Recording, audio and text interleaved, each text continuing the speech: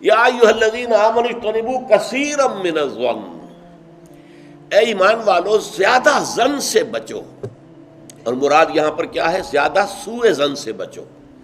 حسن زن کے بارے میں تو حضور کی حدیث ہے کہ حسن زن جو ہے وہ تو عبادت میں سے ہے، حسن الظن من حسن العبادہ، یہ حضرت ابو ہریرہ سے روایت ہے، اور یہ مسند احمد ابن حنبل میں بھی ہے اور سنن ابی داؤد میں بھی ہے، ان کے حوالے سے مشکات میں بھی ہے۔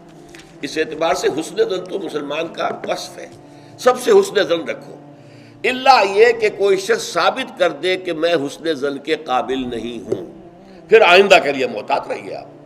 لیکن کسی سے کوئی معاملہ شروع ہی سے بدزنی پر نہ کیجیے، سوء زن پر نہ کیجیے۔ مجھ سے کہا تھا ایک صاحب نے جو یہاں اس وقت یہاں کا جو کونسلیٹ ہے، امریکن کونسلیٹ، اس میں پولیٹیکل سیکریٹری تھے، وہ میرے پاس آئے تھے خلافت کے بارے میں معلوم کرنے کے لیے کہ یہ خلافت کا آپ نام لے رہے ہیں، اس سے مراد کیا ہے۔ تو وہیں پھر گفتگو ہوئی کہ کانسٹیٹیوشنز کے اندر جو میکینزم رکھے جاتے ہیں، چیکس اینڈ بیلنسز، تو اس نے کہا ہم تو یہ سمجھتے ہیں، ہم نے اپنا دستور اس بنیاد پر بنایا ہے کہ ہر شخص چور ہے، ہر شخص بے ایمان ہے، اور ہمیں اس کا سد باب کرنا ہے۔ بڑے سے بڑا آدمی ہو، بڑا نیک ہو، ایماندار ہو، اس کے بے ایمان ہونے میں دیر نہیں لگتی۔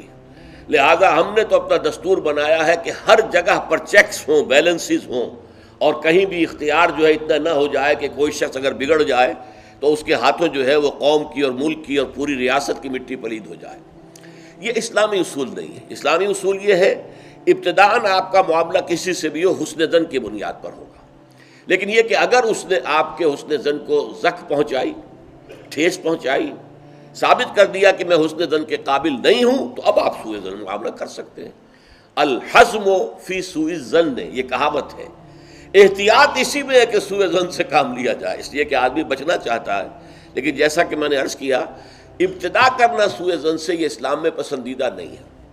لیکن یہاں دیکھیے فرمایا اجتنبوا کثیرا من الظن، زیادہ ظن سے بچو، ورنہ اس لیے کہ ظاہر بات ہے کہ ظن سے بالکل چھٹکارا تو ممکن نہیں ہے۔